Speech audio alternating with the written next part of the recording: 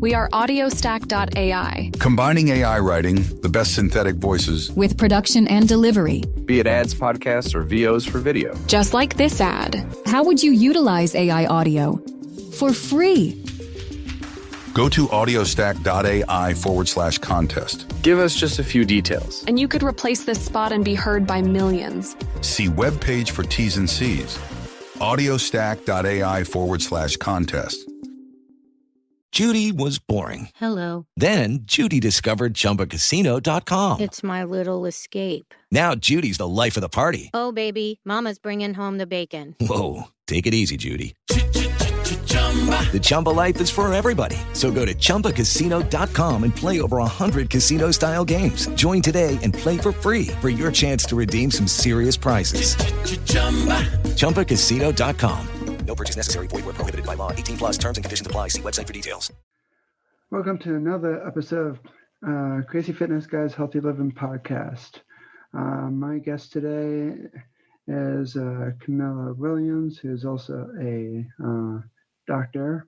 And she is going to talk about perfectionism, which sounds exactly like me and how I feel today and yesterday and the day before that, pretty much every single day. Welcome. Thank you so much for having me here today. It takes one to know one. I'm a perfectionist in recovery myself. So talk to me a little bit about perfectionism. Yeah, so there's a couple different ways to define perfectionism, but what you're looking at it at the root is this idea that if I do things perfectly, if I act or behave and get everything done just right, then I can spare myself the pain and the shame that comes from judgment or criticism or rejection by others. Usually at the core of perfectionism is this belief or this fear of I'm just not good enough. And I think that's where a lot of people I'm not perfectionist, right? Because you look at your life and I'm not good enough. I don't feel like I ever do anything good enough. But it's actually because you feel that way and the things you do to try to control it and handle it leads to those perfectionist behaviors that can sometimes get in the way of us actually moving forward. Oh, that sounds exactly like my day today. Yes. What's been going on for you? Perhaps maybe you should be interviewing me. Holy crap.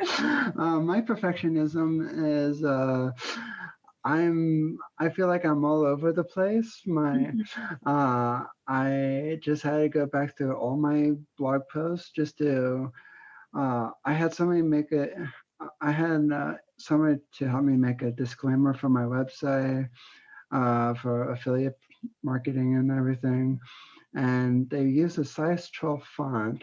And I read a book of search engine optimization. And they said that every website should at least have 16 size font.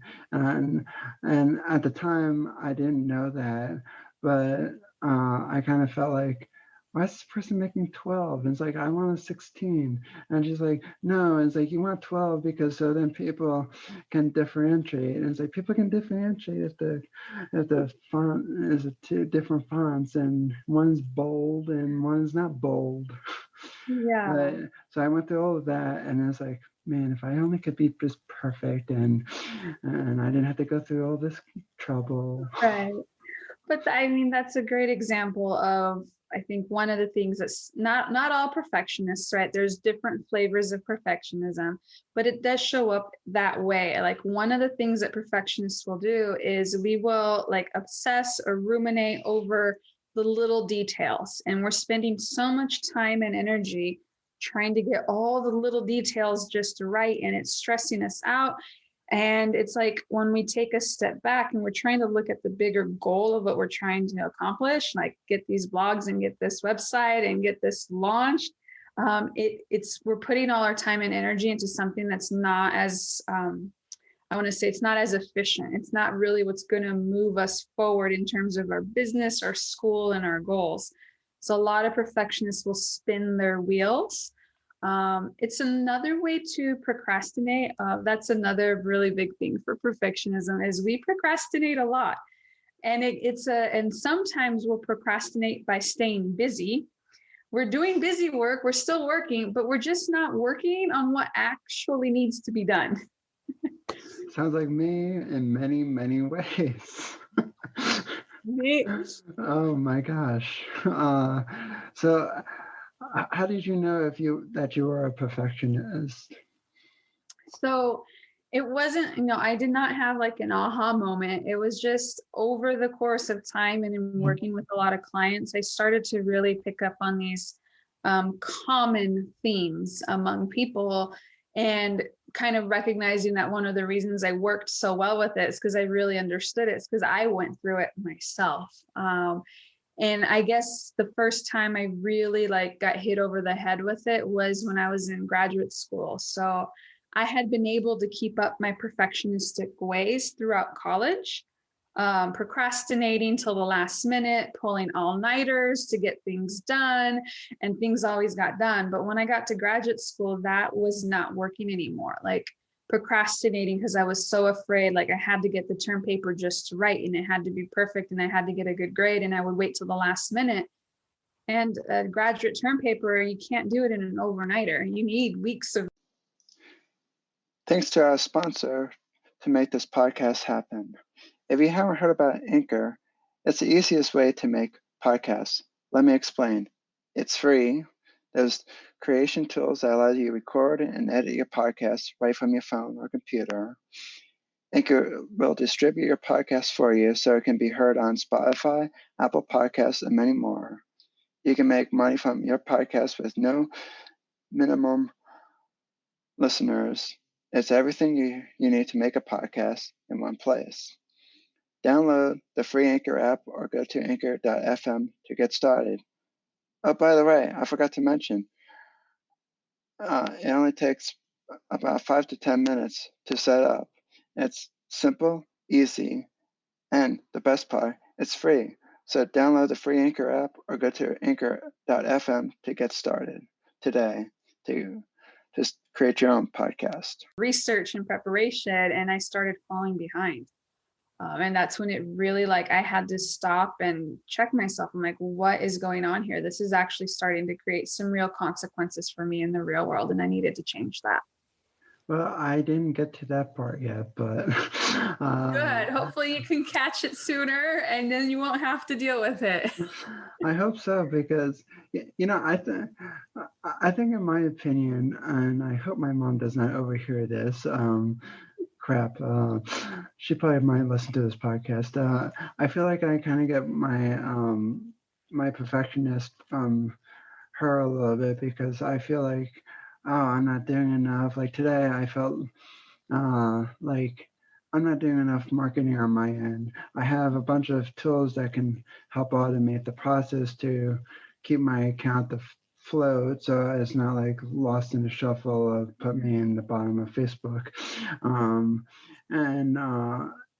But I just feel like, I could be talking more about speaking experience. I could be talking about, I don't know, many other things, and I just feel like I'm doing A, B, C, D, E, F, G well, but I'm not doing all the other stuff well. And I feel like, oh man, I wonder if people are going to think, is he in over his head? Is he just a terrible motivational speaker? Just a terrible person who can't even just make time for everything? All right. Why can't you make time for everything? Right? That's such a 48 hours in my day. Right? With all the 48 hours every day. I wish. But no, you're absolutely right. Most perfectionists, we start to learn these behaviors early on, growing up in our families. And there can be a lot of different reasons why, different root causes. But one of them is we learn it by modeling what we see from our caregivers. So, whether it's a parent, a grandparent, or a teacher, we kind of just grow up absorbing it and learning that that's kind of the expectation. But that, it can be a little bit stressful if we really hold on to that thought of I should be doing more, because there's always something more, right?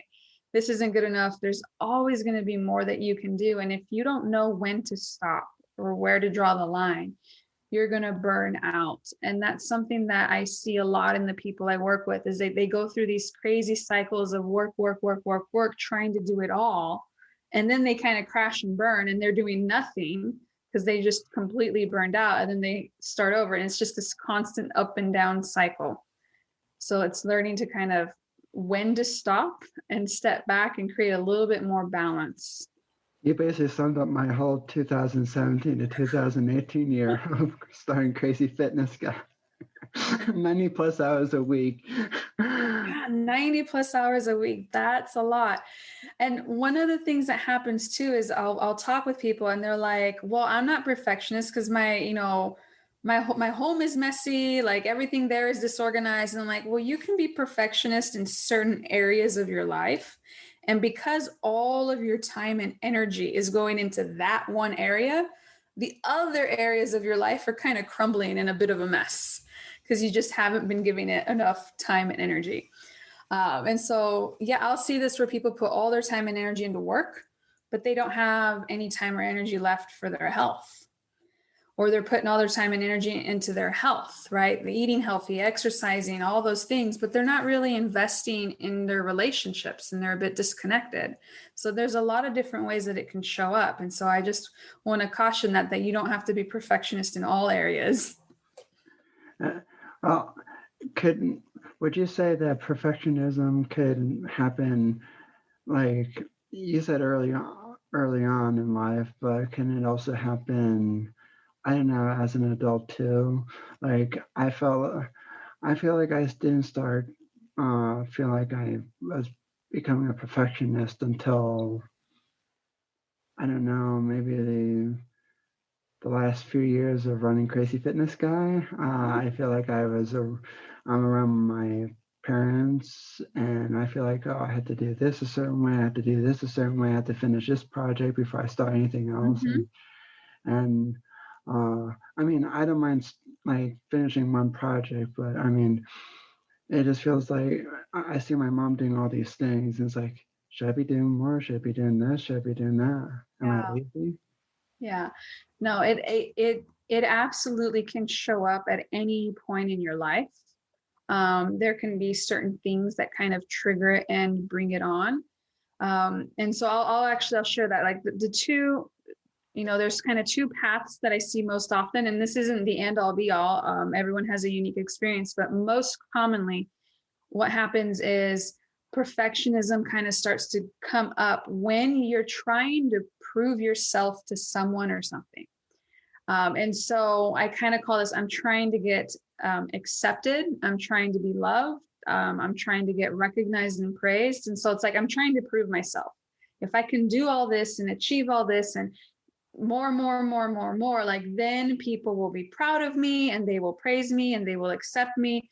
No one will judge me. No one will criticize me. No one will reject me. And so the perfectionism kind of comes up in this space of, I am afraid that if people see me make a mistake or not do things perfectly, they're going to think less of me. And so I'm going to try to do all these things to protect against that.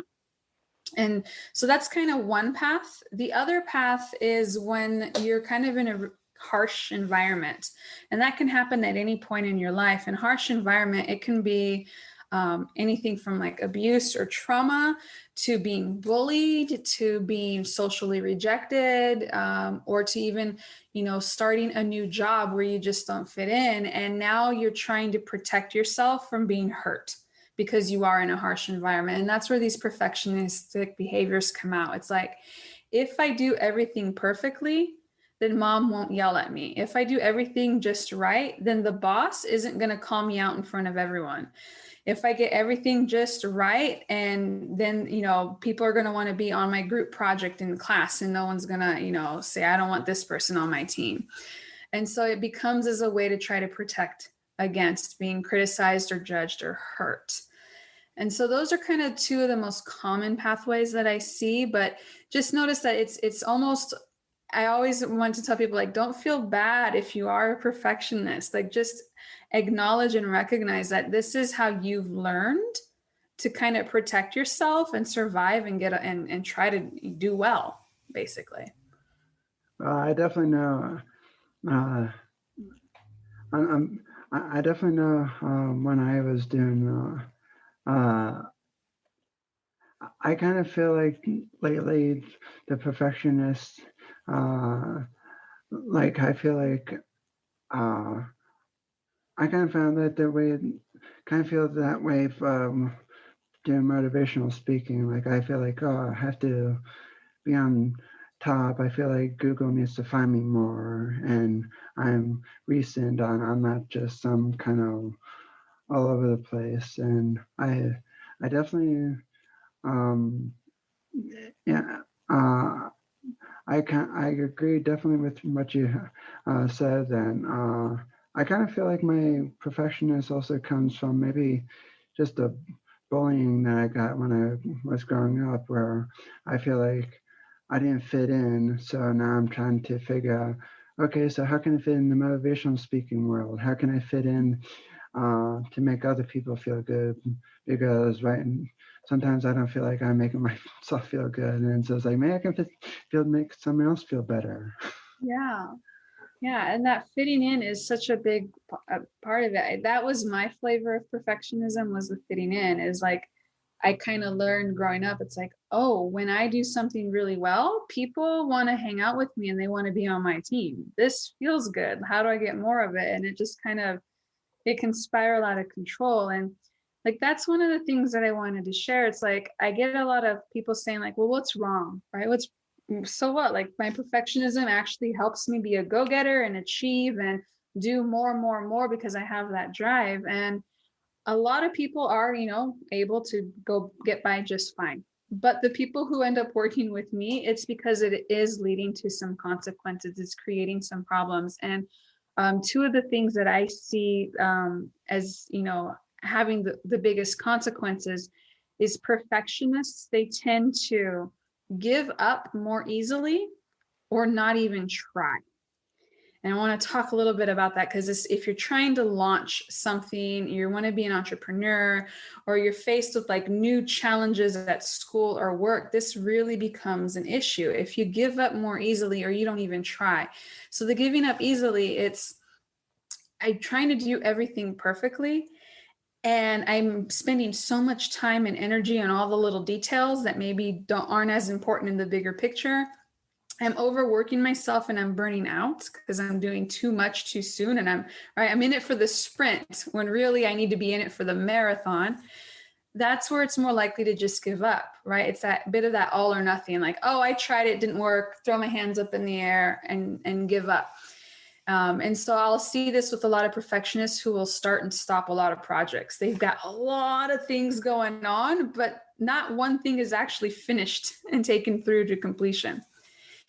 The other one is just not trying. There's this fear of taking a risk, of putting myself out there, because the brain is like,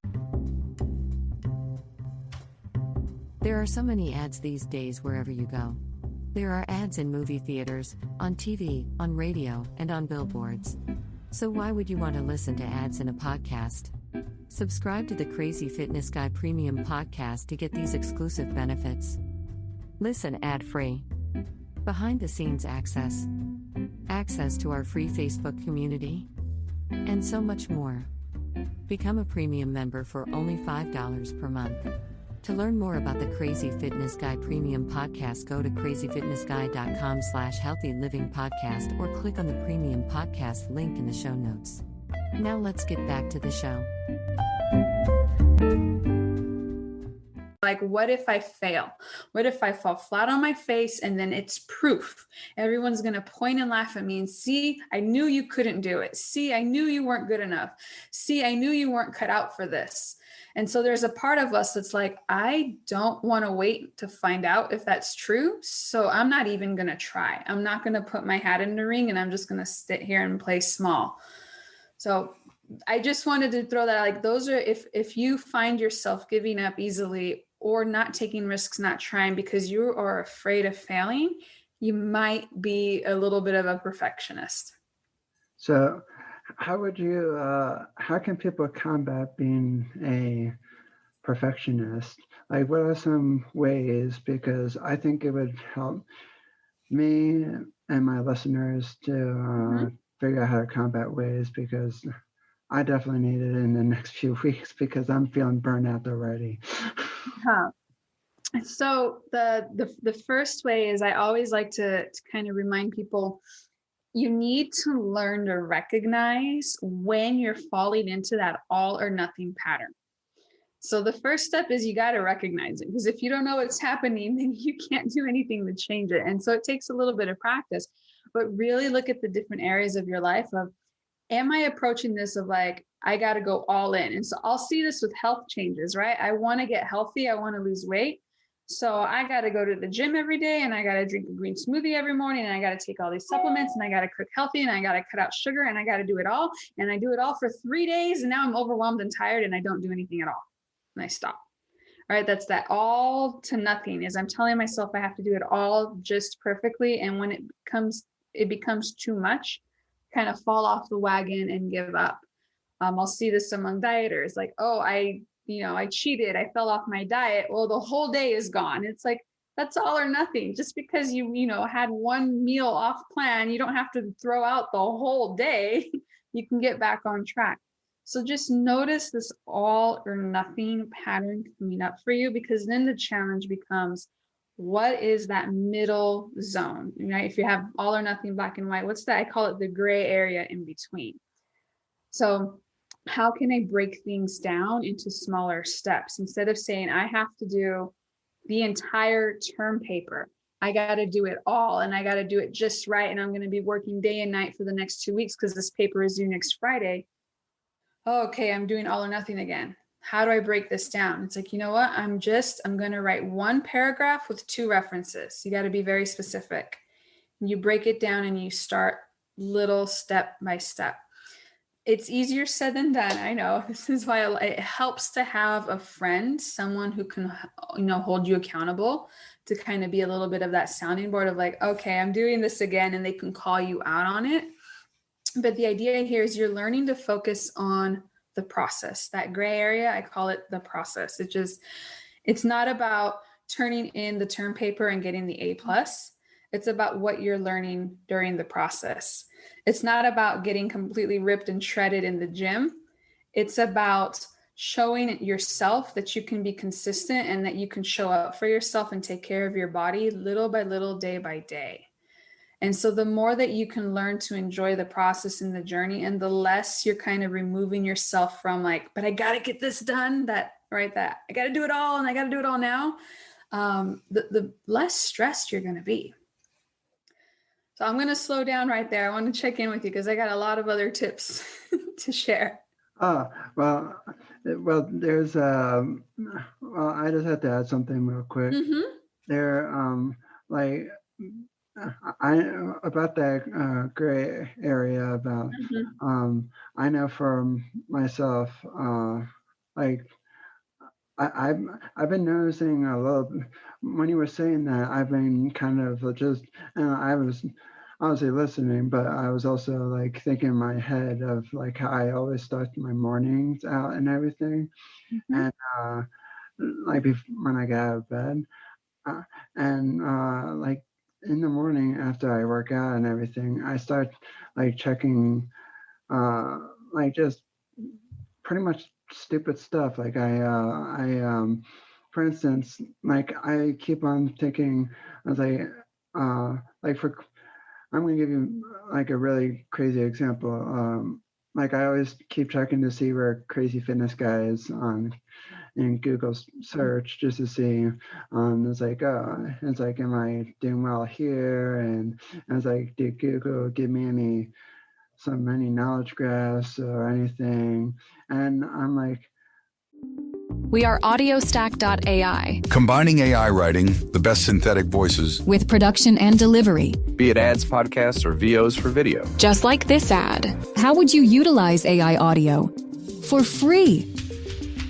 Go to audiostack.ai/contest. Give us just a few details. And you could replace this spot and be heard by millions. See webpage for T's and C's. audiostack.ai/contest. and it's like I have no control over this. I can point Google in the right direction. They can show whatever they want to show, and I kind of feel like, and I kind of forgot how long it has taken Crazy Fitness Guy to get to start ranking for its own brand name and I'm trying to do that for my own name. And where I am in Google is like not in the worst possible situation at all. It is like I feel like I'm more paying attention to like as I wish this was done. I wish I was on top of the world and people know me by name. Yeah. But I'm not enjoying the journey. And when you said that, it kind of hit that spot right for me right there and then. It was like, well, I think that's where all my stress is right there. And like, I know like school's stressing me out, but I mean, okay, I'm in a good spot with school, but I've been keep on seeing myself doing this every single day. And I'm like, why am I doing this? And it's like, Google doesn't change anything overnight. And if they do, it's either slightly or really bad if I screw something up. Yeah. But it's never just like, hey, you're famous overnight. Be nice. It would be nice, right? But I mean, you really hit the nail on the head there. It's just, I just want to be on top of Google and everybody know my name. And like, if I could just get there, then things will be okay. And unfortunately, like if you don't enjoy the journey, when you get there, you're going to be like, well, but now I need to be on top of YouTube because, and then when you get there, it's like, well, now I need to be on the New York. There's always going to be something else, right? I got to find the book. I can't remember what book it was I read it in, but they shared the story of a college professor who was highly decorated, all kinds of publications and books, very well respected, but feeling down and a bit depressed, and the sense of being like, I don't have a Nobel Prize like my colleague down the hall, right? It's like, no matter how much you've achieved, like he still felt bad and not good enough because he didn't have a Nobel Prize. And it's like, you ask anyone else and anyone else would be like so happy to have achieved even a fraction of what you have. But when we're in that mindset, when I get this or I get there, then things will be better. And you don't enjoy the process, the journey, when you get there, guess what? The exact same problems are going to be right there along with you. I gotta think that, instead of calling the gray matter effect or whatever, I think that we should call it like the Sheldon Cooper effect from the Big Bang Theory. The Sheldon Cooper effect. Yes, absolutely. And I think, just in terms of character development, I think they did a really good job in showing his character learning to embrace the process and the journey of having friends and relationships along the way, and not just being so hyper-focused on work and getting his Nobel Prize. So when you're looking for like friends to hold you accountable, who would you what would you have them, how could they possibly help? Because I know sometimes when I talk to my parents, it is like, oh, whatever, is this really important? And it's like, kind of is really, really important. So it depends on what it is you're trying to achieve, but there's lots of different ways. Like, for example, for me, when I was starting my business, I joined a group of other people who were doing solopreneurs, right? People just starting their own businesses. And we were all doing very different businesses.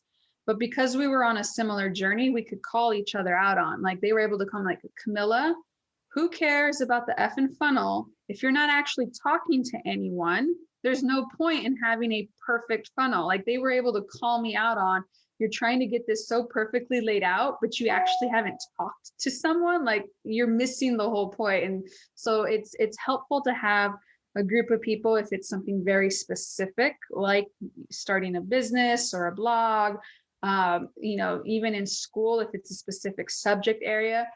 But in general, if it's, I'm thinking friends and family, you do want to get someone who you can trust and you feel safe with. I think that's one of the key things is this needs to be a safe person, because sometimes people do say hurtful things.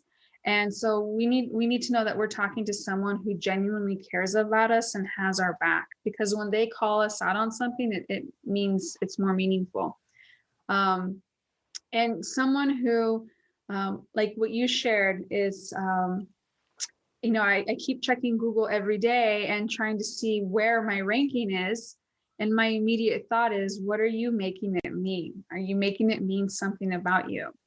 So if you have a friend who can have that conversation with you at that level, you are so many miles ahead of everyone else in being able to have that sounding board and that person that you can turn to. And if you don't have that in your life, there's so many groups that kind of create and form those relationships out there. Well, I definitely have. I think there's like a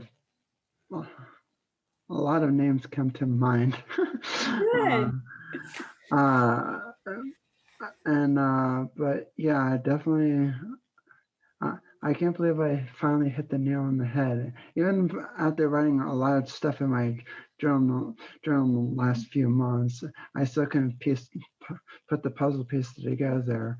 But I was like, the reason I want to get on top of Google is because, like, you see all these celebrities out there. No, I'm not comparing myself to a celebrity by any means, because I'm not obnoxious.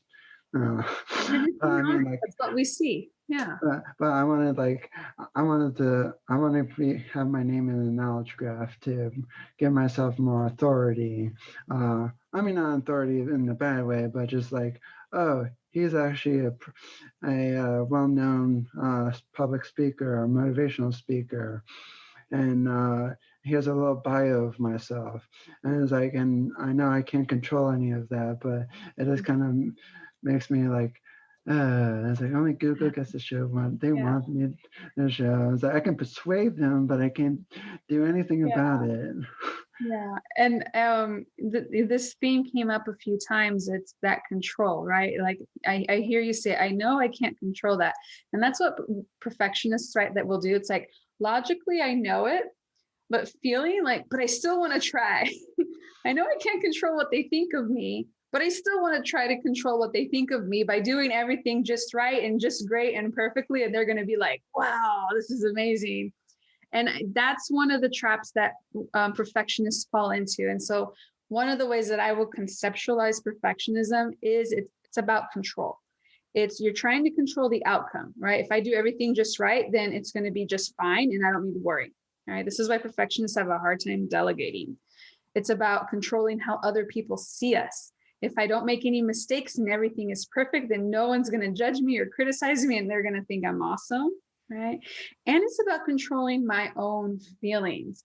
If I do everything and I know it's good enough and I'm on it, then I don't have to like be anxious and I don't have to be stressed because I know I'm doing everything. So there's nothing that a perfectionist hates more than not being in control. Not having that control and kind of being in this state of uncertainty. And this is where a lot of people will kind of double down on their perfectionism in other areas when something is out of their control. And that's why, like, one of my other tips that I'll always ask people this question, and you got to learn to ask yourself this question is, what am I making this mean? Right? I keep checking the Google rankings. What am I making it mean about myself? And being really honest with what's the meaning. Because hopefully you'll learn to get to this place where you can accept, like, this is something that's out of my control. I need to focus on what I can control. And that second piece that we've been talking about, I need to learn to enjoy the journey, enjoy the process while I'm at it. And so I was curious, how do you know when you start feeling like you're getting burnt out? Like, I know I'm feeling kind of burnt out, not from this or anything at all, or the podcast interview. It's more like, I don't know, let's say, just because I'm doing so many different tasks, like schoolwork, homework, blogging, I wouldn't say podcasting because I enjoyed that, but the blogging, editing, and writing more papers, fun as heck. Yeah. So that, oh my gosh, I wish I had an easy answer for that, because that's one of the problems that perfectionists struggle with, is not knowing when to stop. right? You keep doing things, you keep revising and learning and preparing and doing more. And even after you did something, you keep thinking over and over about how you could have done it better. You just don't know when to stop. And that process of how do I know that I am starting to burn out? Like this is starting to be too much. So it's a bit of a trial and error where you need to kind of look at your day to day and start to judge, like, when am I starting to experience consequences? So if you're starting to turn in assignments at school late because you put too much on your plate and you don't have time to get to it, if you're starting to flake out on commitments or appointments, if you're not sleeping well, right? Your sleep cycle is completely out of whack. Or maybe you're no longer taking the time to do the cooking and the meal prep or the workout that you used to do regularly. So it's going to be different for everyone. But the idea here is you got to take stock of your day to day and try to figure out trial and errors. Like, so for me, I learned, for example, that when I start going to bed later and later, like that's one of my personal red flags that I'm doing too much.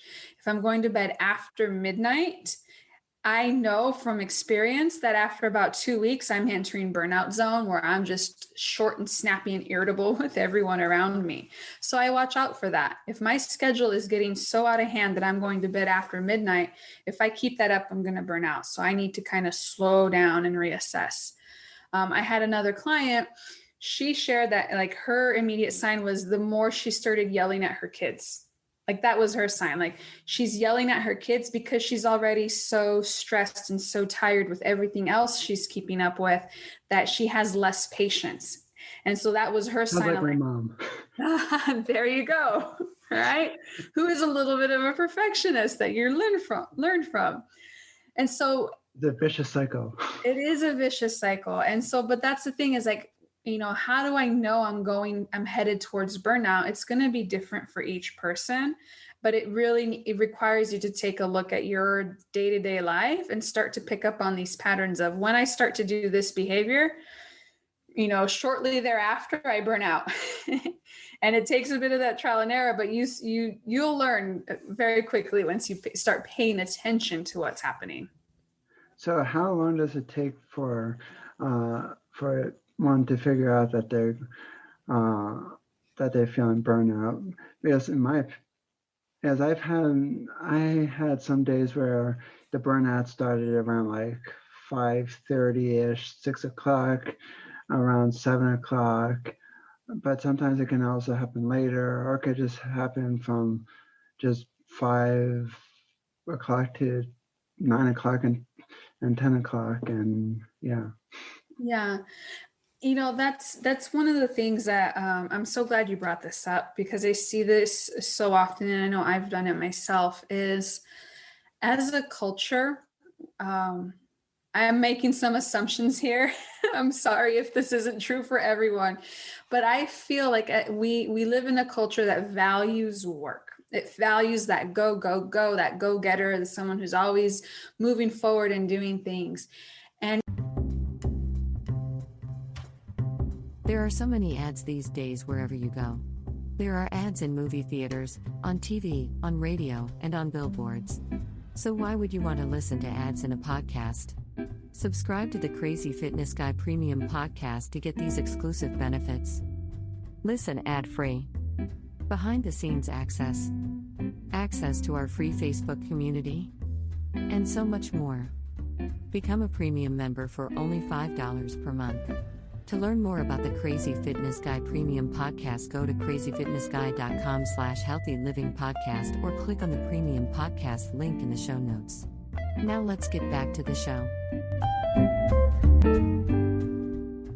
In valuing always staying busy, we get disconnected. We get disconnected from our bodies, disconnected from our feelings. And so it is possible to kind of go through the whole day, and it's not until the moment you get home and you finally sit down that then you feel that wave crashing over you of stress and exhaustion. It's almost like you've been trying to run ahead of it the whole day by just staying busy enough. But when you finally slow down and you sit down to eat dinner and it's the end of the day, it just hits you like a brick wall, because you weren't paying attention to your body and to your feelings and to your stress throughout the day. You were kind of disconnected. I'm not saying you do this. I'm just saying like this is a pattern that I see quite often. And so the bigger the bigger the disconnect, the more surprising the overwhelm will hit you when it does. And so the part of the process there is actually learning to be more mindful, more present, more connected with the body throughout the day.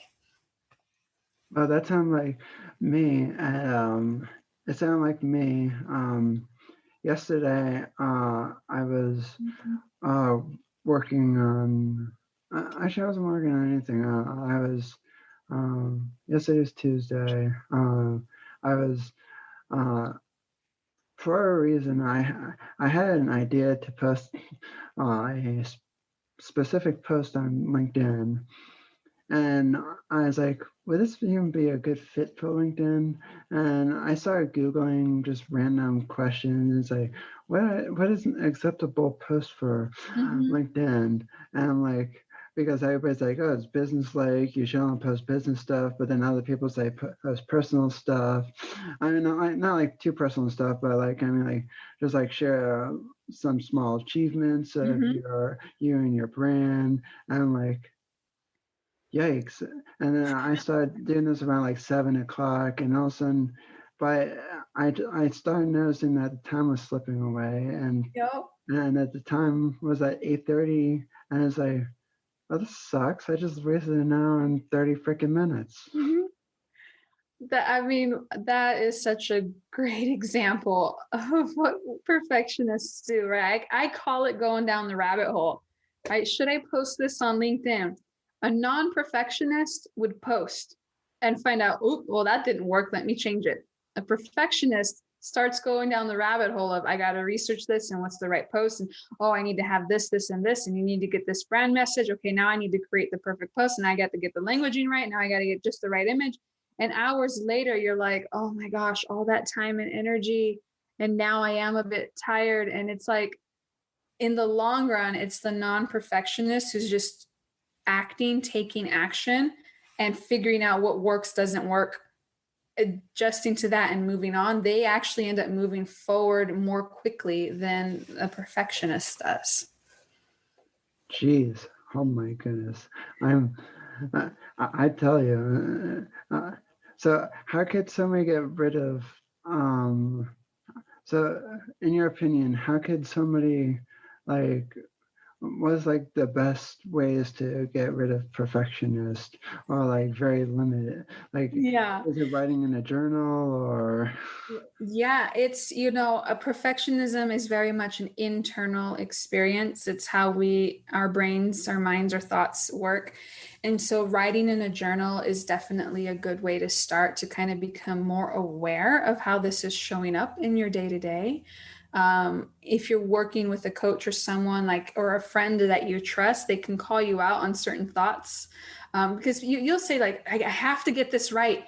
You mentioned your parents sometimes, like, well, why is this so important? Like, when other people are saying those things like that, those are those little checkpoint moments that are a reminder for us to step back and answer for ourselves. Why am I doing this? Why is this so important? So writing that out in a journal, and then that second piece of why am I doing this? Why am I so important? I tell all the perfectionists I work with, you need to kind of take a step back and look at your values. What is it that you value? Right? It's like, I value making $100 million. I'm like, okay, why? Why is that of value to you? Well, because that, right? It's a good number. I'm like, well, because if I had that much money, then I would have the freedom and control to travel and to spend more time with my family. I'm like, okay, now we're getting closer to the core value, right? It's not about having the $100 million. It's, I believe that if I get that figure, I will be able to have more time to travel and spend with my family. So the true value there isn't the dollar figure, it's time to travel and time with my family. So it takes a little bit of work and self-reflection, but you want to get at those core values, because then when you find yourself spinning your wheels in that perfectionism and not knowing when to stop and not being able to let go, that's your checkpoint, right? Why am I doing this? And if your why does not line up with your value, that's a sign that maybe you need to stop or slow down or step back. Yeah, perhaps like even my parents, even that they told me, I was like, well, why is this important? Perhaps those are check marks that I'm that I don't even know why I'm doing some of the stuff I do. But sometimes I don't think I could use them as someone that could hold me accountable, because sometimes they start agreeing with me. It's like, oh, then just I mean, not like in a bad way, but it's just like, it's like, oh, well, just finish that one project and be done. And it's like, be done. That's such great insight, right? Oh, that's such great insight. And that's a good reminder, we might need more. It's best to have more than one person, right? Because different people will react to different things. They'll ask us different questions, different perspectives. And certain friends and families might collude with us. I see this especially in families where they start agreeing with us too much. So maybe I need someone else to kind of help me take a step back and look at the bigger picture. So before we wrap up, where can people find you? Yes, I am on Instagram and Facebook and YouTube. So just look for @Dr. Camila Williams. That's Camila with one L. It's Portuguese. It's okay. But yeah, I try to post regularly on Instagram, just tip videos. If you guys have any questions or follow up, please find me there. I'd love to answer it. And we definitely should stay in touch, because maybe you can give me some tips. Yeah, I'd love to come back. I'm always for giving tips and pointers. I'm just, being mindful. It's like tips and pointers are nice, but it's always easier said than done. It's when it comes down to the day-to-day work and the consistency that's where we see the real change. Do you have any last minute words before we leave? Have a little bit of self-compassion. Your perfectionism comes from a place of wanting to protect yourself and take care of yourself. So don't beat yourself up for that. There's nothing wrong with it. Just recognize that it was serving a purpose. And it's usually trying to protect us from getting hurt or getting our feelings hurt. And just acknowledge that, and then just take a step back and think through, how is it serving you and how is it no longer serving you? And that's a good place to start. That's great. Well, it was nice having you on, and I definitely found this was very, very helpful, and I hope it's very helpful to my listeners, because I definitely feel better, and I definitely would love just to throw my phone out the window tonight, because then I won't stop. Then I will stop checking Google and everything else. And I probably should throw out my Google Home Mini, because I can just ask her questions too. Yeah. Note to self: lose the technology. Oh crap! I should have thought this sooner. Well, again, thanks for coming on. You're welcome. Thank you. And let's stay in touch. Absolutely. We are audiostack.ai. Combining AI writing, the best synthetic voices, with production and delivery. Be it ads, podcasts, or VOs for video. Just like this ad. How would you utilize AI audio? For free. Go to audiostack.ai/contest. Give us just a few details. And you could replace this spot and be heard by millions. See webpage for T's and C's. audiostack.ai/contest. It's time for today's Lucky Land horoscope with Victoria Cash. Life's gotten mundane, so shake up the daily routine and be adventurous with a trip to Lucky Land. You know what they say, your chance to win starts with a spin.